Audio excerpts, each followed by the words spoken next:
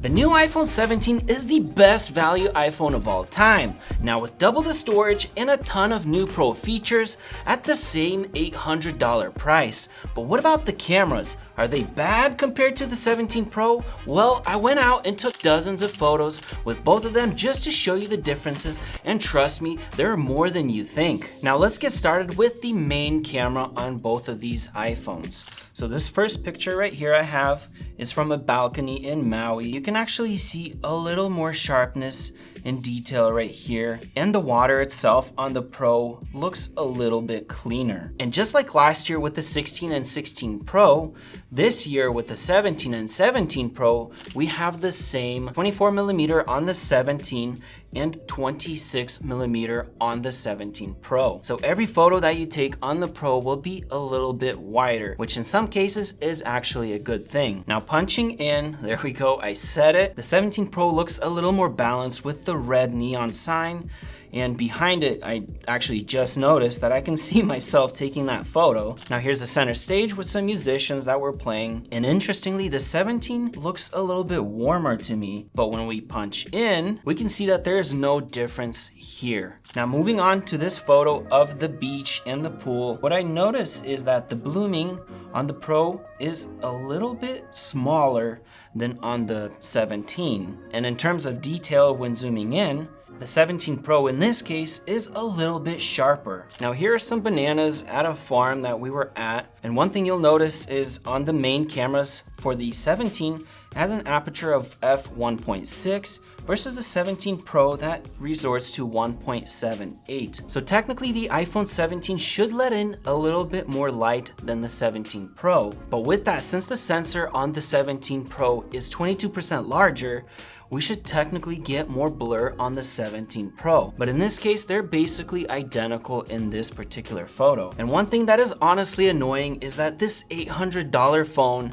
is performing just as well as the 17 Pro that cost $1099. But here's the thing, the iPhone 17 Pro has an extra camera, and later we'll see what that does. Now moving on to the 2X main, and here you can essentially see that there's pretty much no difference. The only thing I noticed right off the bat is the 17 Pro actually has better dynamic range, where the 17 is actually blowing out right here at the palm. Now let's talk about the elephant in the room. And of course, last year when I did this exact video, a bunch of people were complaining that I was spending too much time on the telephoto lens. But here's the real deal. The only reason you would want to buy the 17 Pro is for that camera. Now here's a 2X versus a 4X on this 17 Pro. And when we zoom in, oh my goodness. I mean, I would not even keep that in my camera roll if I had to, because I can't see anything there. And same thing if we optically zoom in while taking that photo, there's no processing that takes place when you zoom in that far. But on this 17 Pro, you can clearly see more detail right here on the stage. So if you're at an event and you need to take photos because you're sitting in the back, the 17 will not let you do that. And here's a photo where I zoom in on both phones to 8x. I mean, it's pretty bad. Like, I'm not keeping this photo in my phone. And when we zoom in further, if you say that you can live with the 17 while taking zoom photos, honestly, you can't. You have to have that extra camera. And that's a huge deal for me where I can't do that. And we're not even talking about the 17 Air. That just has a single camera that does it all. Now, regardless of which iPhone you buy, if you really want to take your camera game to the next level, this is the Flow 2 Pro from our sponsor Insta360. It's the first and only gimbal that includes the Apple Dock Kit support, which uses NFC to instantly pair to your iPhone, allowing you to use AI tracking features in any app, which will literally follow you around and spin 360 degrees with no limits. And with the Insta360 app, it comes with extra features like active zoom tracking, which works great with the built-in tripod legs so that you can set it down and forget it. It's also got a built-in selfie stick with a mirror to get that perfect angle or for awesome crane shots. And it also has a multi-person tracking to keep everyone in the frame. It even includes a teleprompter feature in the Insta360 app, and it also doubles doubles as a power bank for your iPhone. So order the ultimate iPhone accessory, the Insta360 Flow 2 Pro today by using the links below, and the first 20 orders will get an extra 10% off and a free MagSafe mount. Now here are some kite surfers on the beach on our last day, and my goodness, like, it's just night and day. Like using the 8X on the 17 versus the Pro, you can actually see more detail. It gets worse on the 17 versus the Pro. It actually still looks decent. And the next big difference is with video quality, and specifically, I'm talking about the slow motion. And the iPhone 17 has a 1080p 120, let's play this clip, and the iPhone 17 Pro is 4K 120. And here you can see a massive difference in detail, and on the 17, you can actually see some artifacts. Look at that bird just flew by. Holy moly. And in this video, you just see a lot more detail. Like, look at that wave. I mean, not a lot of people are using the slow motion 120 camera, but it is actually perfect for like doing B-roll shots and slowing them down. They look amazing. And having 1080p would just suck, honestly. Now here is a regular video, and I just want to show you guys exactly what you are capable of doing on the 17 Pro. When we zoom in, oh my goodness, you can actually see where it's raining right there, versus on the 17, it just blurs everything out. Just a lot more detail. And notice this, the little blotches right here are actually a lot smaller on the Pro. And I honestly think that Apple did a better coating on the lenses themselves, but it can clearly see the difference with that. And another thing you can notice is that look how washed out this foreground is versus how clear it is on the Pro. I just feel like it takes a better video overall. And there's the flare, it looks crazy. And what's nice is with the 17 Pro, you can actually use this as a viewfinder. So if you have bad vision, you can actually take your phone and start zooming in, and you can see more detail because you can actually zoom in to 40x. And on the iPhone 17, it's actually only 10x. And now let's jump in the portrait capabilities on both of these phones. So here I have my wife on the balcony, and essentially they look identical. I mean, there's absolutely no difference in this photo. And here's my wife with our beautiful baby.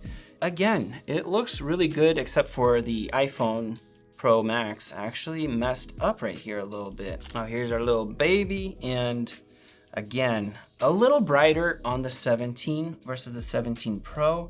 And that could be because of that f-stop aperture lens, where it's 1.6 versus 1.78. Now here with 2x portraits, we can see that iPhone 17 Pro looks a little nicer with the colors, and there is more blur on the foreground versus the 17. Either it couldn't focus on the bull, it actually got it spot on the Pro. So in this photo right here, it looks identical.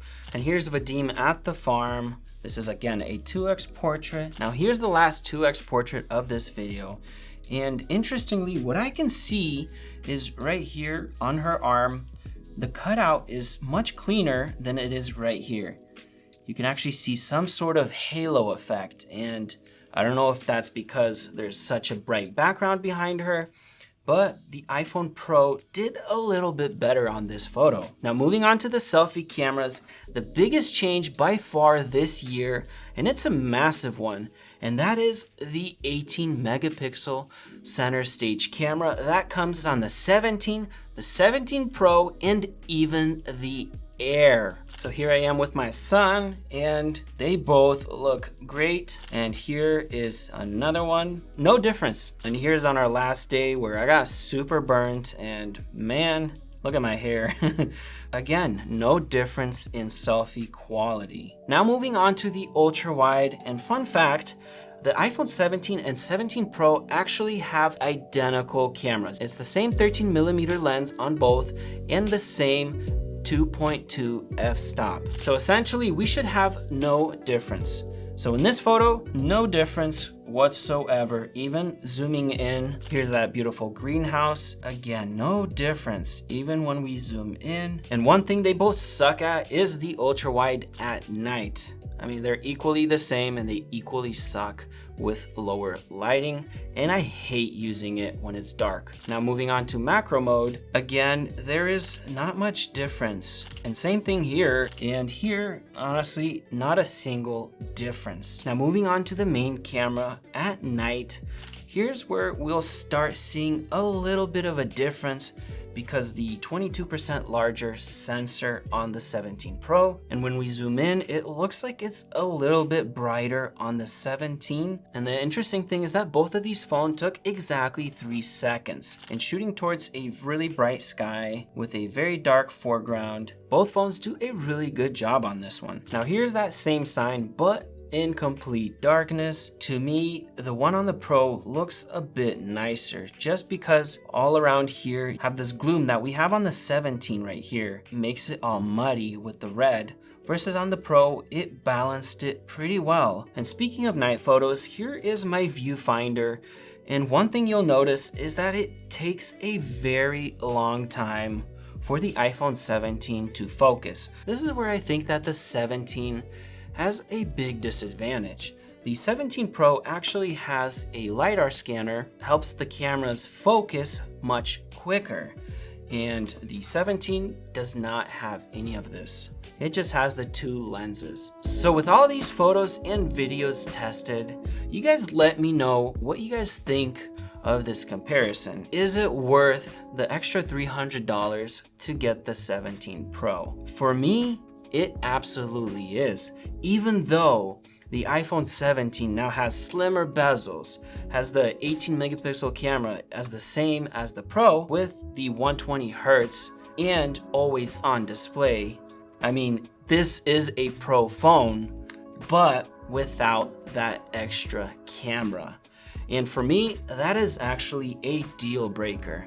And I use my telephoto very much. And if I were to go back to a 17, man, I would miss that camera so much because I use it so often. But you guys let me know if that is a deal breaker for you. And hopefully you guys found this a little bit entertaining to watch.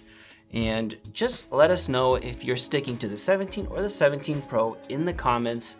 Go ahead and subscribe above and then see another video right over there. I'm Ben, and we'll see you in the next one.